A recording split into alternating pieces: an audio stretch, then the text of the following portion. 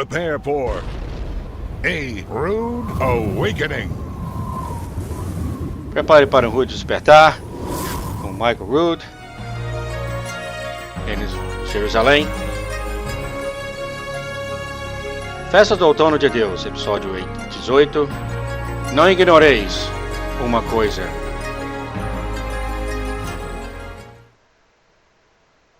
Shalom!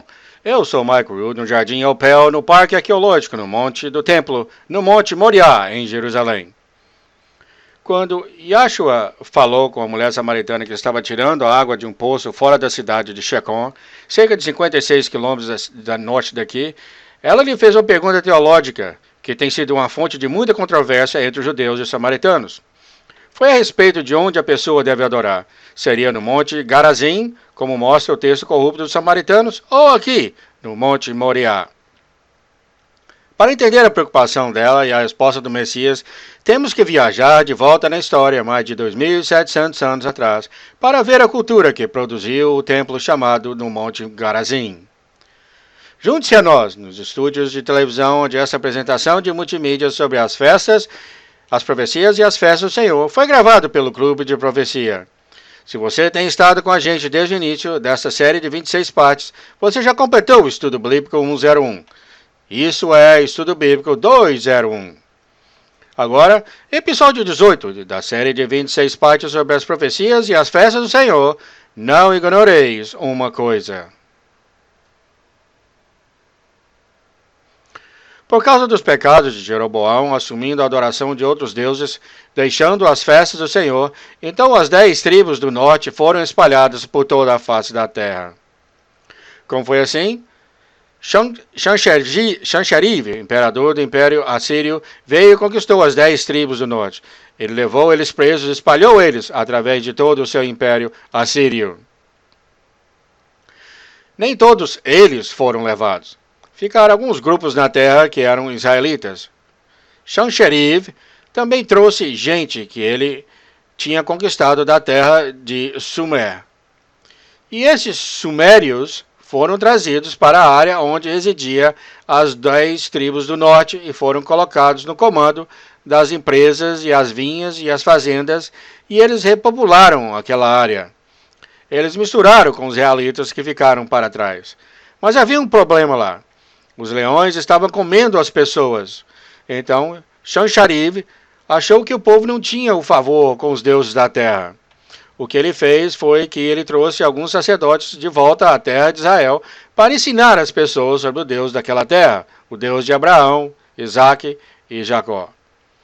Mas ele não deixou eles ensinarem toda a verdade. Até hoje mesmo, hoje em dia, o livro da Torá dos samaritanos, que os próprios judeus reconhecem que eles têm um dos mais antigos livros da Torá em toda a terra. E de fato foi nesse último ano passado, passamos o início da festa dos tabernáculos com os samaritanos no Monte Garazim. E naquele dia eles trouxeram esse texto antigo, no qual é centenas de anos antes de Cristo. Então, nesse livro de Torá deles, passamos várias horas lendo ele e descobrimos que existem 287 diferenças de texto da Torá dos samaritanos, da Torá dos hebreus. Os samaritanos usam a escritura paleo-hebraico, em vez das escrituras modernas babilônicas, que é usada entre os judeus hoje em dia, que todos nós somos familiares e que temos e que vemos e pensamos em hebraico. Eles usam paleo-hebraico, onde o livro da Torá deles foi escrito. Aliás, todas as Torás deles estão escritas por mão. Estão todos escritos em paleo-hebraico. Tudo está escrito em paleo-hebraico. Eles podem ler paleo-hebraico fluentemente até o dia de hoje. Mas essas 287 diferenças foi o que Sancherib fez o sacerdote escrever para encaixar a melhor maneira possível a situação. A razão disso é que ele estava fazendo uma religião que se encaixava melhor com o governo do Império Assírio. Se você se lembra, isso foi o que Constantino também fez. Então ele misturou Estado e religião, e isso era o que os samaritanos estavam praticando. Agora, por que os judeus não se lidam com eles? Porque eles sabem que eles não são que eles são gentios. No melhor de tudo, eles se casam com eles e têm algum sangue misturado com eles, mas na maioria das vezes eles são gentios e eles não mantêm a Torá e eles mudaram as coisas.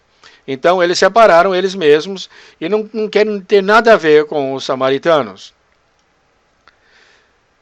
Ele falou para ela, quando ele falou para ela que se você soubesse quem estava falando com ela, ela pediria e ele daria para ela água viva para beber. E ela perguntou se ele era maior do que os pais deles, Jacó, que deu a ele aquele poço.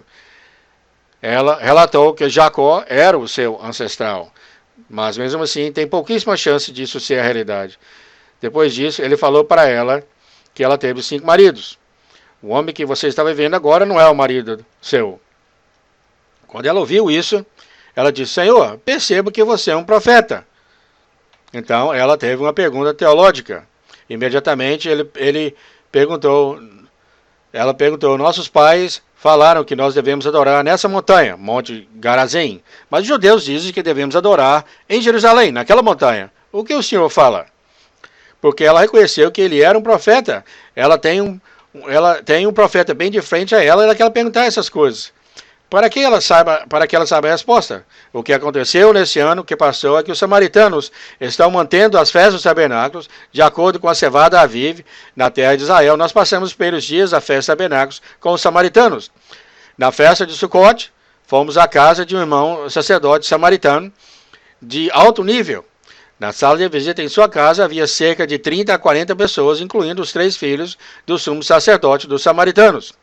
E com a gente estavam aqueles que falavam hebraico fluentemente e árabe, e alguns de nós eram semi-fluentes em inglês.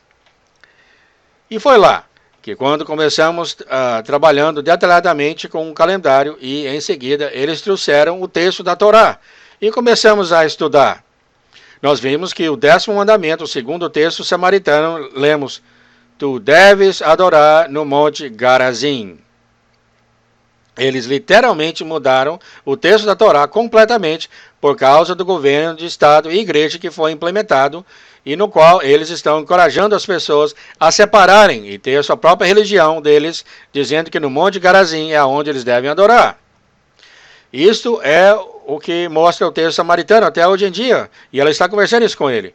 Nossos pais falaram isso, nossa Torá está escrita dessa maneira, mas o que você fala? Você é um profeta. Então, ele começa a ensinar a ela algumas coisas. E ela falou: Você é o Messias. Você é o Messias. Ele me falou tudo o que aconteceu na minha vida. E ela está tão animada que em seguida ela corre para a cidade o mais rápido possível. E quando ela chega lá, ela começa a falar que esse homem que eu conheci no poço, ele é o Messias. Ele falou tudo o que eu tenho feito na minha vida. E quando ela estava indo para a cidade, os discípulos voltaram de Shechem, onde eles compraram alguns sustentos. Enquanto eles chegaram perto do poço e começaram a fazer um tipo de alimentação e deram para o Senhor, e ele respondeu: Não, obrigado. Eu tenho comida para comer de que você não conhece. Então eles disseram: Tem alguém lhe dado alguma coisa para comer? Você estava morrendo de fome há uma hora atrás. Agora você não quer comer? Aí o Messias falou: Minha comida é fazer a vontade daquele que me enviou. Agora o que eles não veem é o que ele vê, é que está acontecendo. Porque as costas deles estão viradas para a cidade. Enquanto o povo da cidade vinha a eles, ele disse: Não falem que há ainda 4 meses para a colheita, porque literalmente do momento que eles saíram de Jerusalém, agora tem 4 meses para começar a colheita e a festa dos tabernáculos, que acontece no outono. Não fala que ainda tem 4 meses para a colheita. Eu te digo, levante os teus olhos e ore para os campos. Eles estão brancos e prontos para a colheita.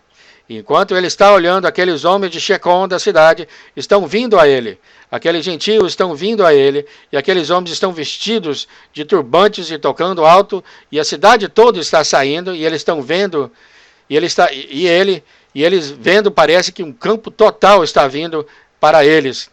E eles todos brancos, e eles estão agora tão animados, porque eles sabem que eles estão vindo, porque eles querem ver o Messias, e ele vai poder falar com aqueles gentios.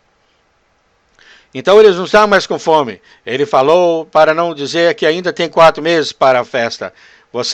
A festa já está, a colheita já está preparada.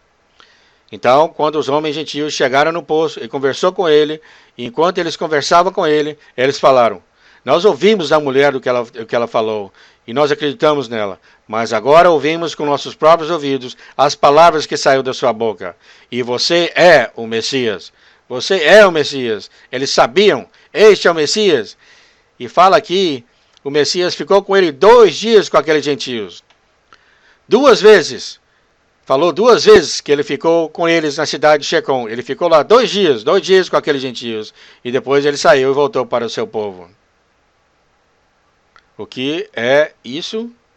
Lembre-se, Pedro, a respeito da vinda do Senhor nos últimos dias, quando eles continuarem a ser ignorantes, quando os escarnecedores se levantaram na igreja dizendo: onde está a promessa da vinda dele?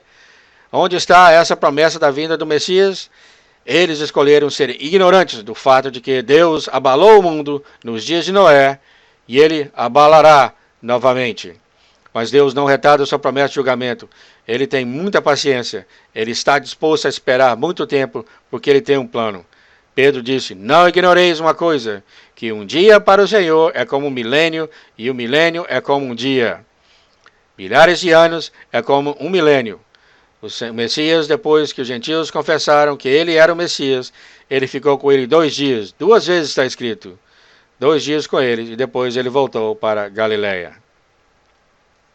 Esta é a imagem do que aconteceu desde aquele dia de Pentecostes, quando ficou disponível para os gentios entrar totalmente de lado a lado com os judeus pelo sangue do Messias.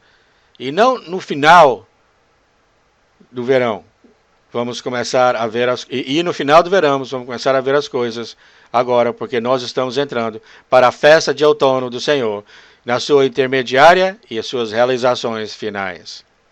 E para fazer isso, olhamos para o novo calendário hebraico bíblico e percebemos que depois que a festa da primavera forem preenchidas, no mês de Shivan, que é a festa de Shavuot, então temos 4 meses para chegar às festas de outono.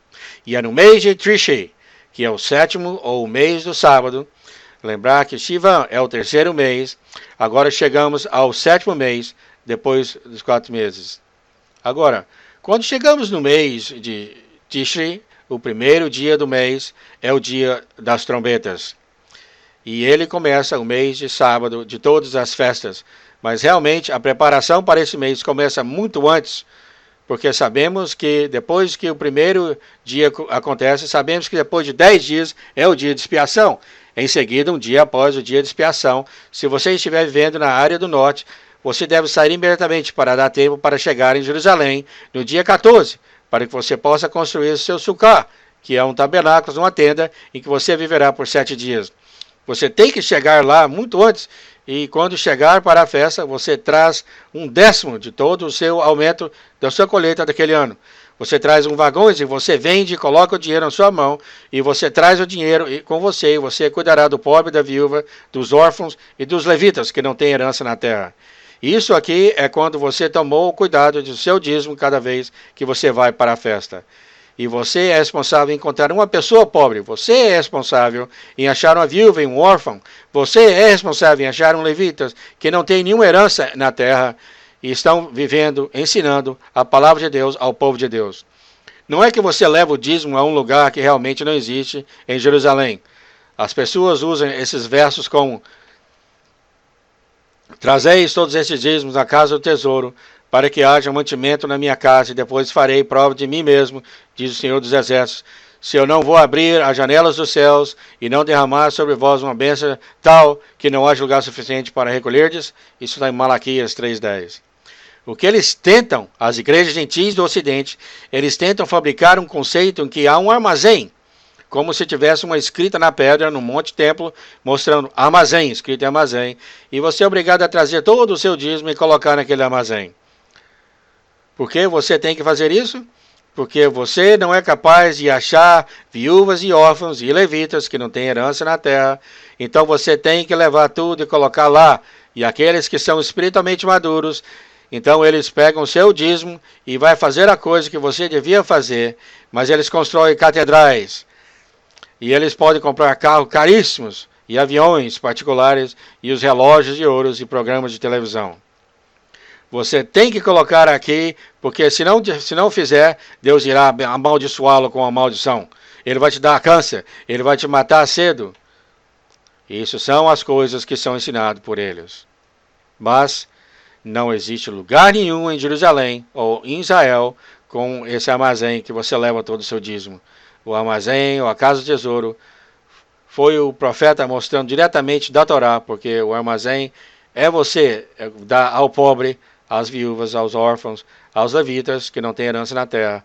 Você então tem o favor com Deus. Deus irá te recompensar. Isso é um armazém. O armazém está na Torá. Ela fala que você tem que fazer isso com seu dízimo. E é isso, era o problema que o Messias teve de lidar. Lembra tantas vezes ele falou do dia de julgamento? Por que o dia de julgamento? Porque naquela hora não tem como você mudar. Você será julgado pelo que você fez. E o homem chega perante ele e diz, por acaso não fiz grandes maravilhas no seu nome? Por acaso não expulsei demônios das pessoas em seu nome?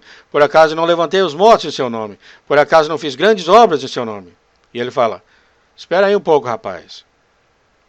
Eu estava pelado e você nunca me deu nada para vestir. Eu estava com frio e você nunca me deu nenhuma coberta para me esquentar. Eu estava com fome e você nunca me deu comida. Eu estava na prisão, você não porque eu fiz algo errado, mas porque eu estava fazendo o que era certo e eles me prenderam e você nunca veio para me confortar. Eu estava com fome e você nunca me alimentou. E aí o homem fala, oh, espera aí, Senhor, quando é que eu vi você dessa maneira? Eu sempre olhei os conhecidos e eu nunca faltou nada a eles, sempre tive cuidado de que eles nunca faltava nada a eles. Aí ele falará, porque você não cuidou deles, eu te falei especificamente para cuidar dos pobres, das viúvas, dos órfãos e dos levitas que não têm nenhuma herança, e você não fez. Em vez disso, você saiu para fazer a sua própria coisa, começou a construir a sua própria religião egocêntrica, e você nunca fez o que eu lhe falei para fazer. Agora você não me conhece e eu não conheço você. Palavras duras e reais. Por que ele fez? Agora nós temos a oportunidade de mudar. Nós podemos mudar as coisas agora, enquanto tem tempo. Então é agora que estamos indo para a festa, e quando fazemos isso, quando fazemos isso. E é por isso que os países estão falidos em cuidar dos pobres e necessitados, porque os crentes não fizeram o que eles tinham de fazer. Então o governo teve de arcar com essa responsabilidade. Só existem 613 mandamentos na Torá. E não é todos aplicados para uma pessoa somente. Mas vocês sabem quantos mandamentos existem nos Estados Unidos? 2,4 milhões. Por quê? Deus dá para a gente a oportunidade de governar a nós mesmos pelas Escrituras. E foi isso que John Adams disse, que se o homem não conseguisse governar com justiça segundo as Escrituras, ele tem que ser governado pela espada. Um dos dois. Você tem que ter um estado policial para aqueles que se recusam a governar a si mesmo. Então, esse é o tempo do ano que vamos para a festa. E para nós preparar para irmos para a festa, o que devemos fazer é trazer a colheita para dentro antes desse período de tempo. Então, o que aconteceu no mês de Elul, como você vê, quando os primeiros raios aparecem na lua nova, no 6º mês, no mês de Elul, isso é quando a colheita começa. Começa lentamente naquele momento, mas lá para o meio do mês é quando começamos a trabalhar com mais esforço nos campos, trazendo a colheita. Porque temos de trazê-las, ser processadas, ser armazenadas, e temos que preparar 1/10 dela para ser levada para Jerusalém, exatamente um mês depois. Então temos muito trabalho acontecendo agora. Então, enquanto estamos colhendo e trazendo a colheita, e quando a lua começa a diminuir no mês de Elul, os homens estão trabalhando no campo e trazendo a colheita, e as mulheres estão trabalhando no processo dela.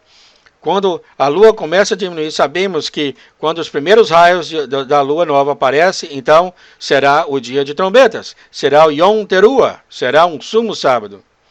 Então o que fazemos quando a lua desaparece um pouco, quando não há sol nela, quando ela desaparece, não há sol nela, então paramos o que estamos fazendo, vamos para casa, pegamos nossas roupas, lavamos com bleach e passamos e guardamos elas, dobramos elas, deixamos elas o mais branco possível e deixamos ela guardada para um momento mais tarde. Depois a mulher começa a preparar a festa. Ela pega todos os suprimentos necessários para preparar a festa. Depois elas voltam para o processamento da cevada, enquanto os homens estão lá no campo trazendo a cevada para elas. Então lá estamos no campo e as mulheres preparando o processamento da cevada e ao mesmo tempo todos nós estamos observando, procurando, esperando a lua aparecer. Então estamos olhando, esperando o sol descer no horizonte em Jerusalém. Então, quando o sol se põe, o sol escurece, começamos a procurar a lua.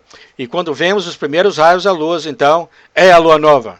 Nisso, os homens e mulheres que estão trabalhando param imediatamente de trabalhar e começam e em seguida eles correm para o monte do templo. E quando eles chegam lá no monte do templo, os portões já estão fechados, porque o sol já se pôs. Então, eles chamam o guarda que está no portão e fala: avistamos a lua nova. Depois, o guarda do templo, quando ele vê que tem pelo menos 2 testemunhas, ele sobe para o topo do monte e chama alguém do membro do Sinédrio, um dos anciões de Israel. Então um desses anciões desce ao portão e questiona os 2 homens que aparecem. Quando ele percebe que há 2 testemunhas que viram a lua nova e que são confiáveis, então ele sobe para cima e chama os anciões lá na salão da pedra adjacente ao templo. Depois ele chama o sumo sacerdote e diz: nós temos as 2 testemunhas. O sumo sacerdote, que está no topo no monte do templo, ele é o único que tem autoridade sobre o portão. E depois ele fala para as 2 testemunhas: sobe aqui, sobe aqui. Então as 2 testemunhas sobem para ver o sumo sacerdote e os anciões e dão a testemunha, e eles dão a testemunha a eles que eles viram os primeiros raios da lua nova. Então o sumo sacerdote, logo lá mesmo, ele fala: toca o shofar, toca a troneta, e as trombetas tocam no Monte Moriá e atravessam todo o vale do Quidron, no Monte das Oliveiras. Uma sentinela que está trabalhando lá com uma tocha na mão, coloca fogo numa pilha enorme de madeira, e a fumaça e o fogo sobem para os céus. E quando esse pilar de fumaça sobe aos céus, as sentinelas distantes, nas outras montanhas, nos topos das montanhas ao redor de Israel, eles conseguem ver o fogo e a fumaça na distância. Aí eles incendiam a pilha de madeira deles, e a fumaça e o fogo começam a subir. E eles também tocam o shofar. Agora é Rosh Kodesh, é a santificação da lua nova. E naquele momento, quando a trombeta toca, é um sumo sábado. É um sumo sábado que significa que todas as transações na terra de Israel têm que parar imediatamente, naquele exato momento. Cada loja fecha, todos param imediatamente de trabalhar, exatamente naquele momento. No momento em que aquela trombeta soa no monte do templo, naquele exato momento, isso é o sumo sábado. Tudo para a terra de Israel, tudo para... Os homens param de fazer a colheita. Aqueles 50 judeus que lá estavam fora, no campo, fazendo a colheita, eles param imediatamente. E esses 50 homens judaicos deixam o campo e eles penduram o equipamento e eles vão para a sua casa. E eles colocam a roupa branca deles, que tinha sido preparada para esse momento.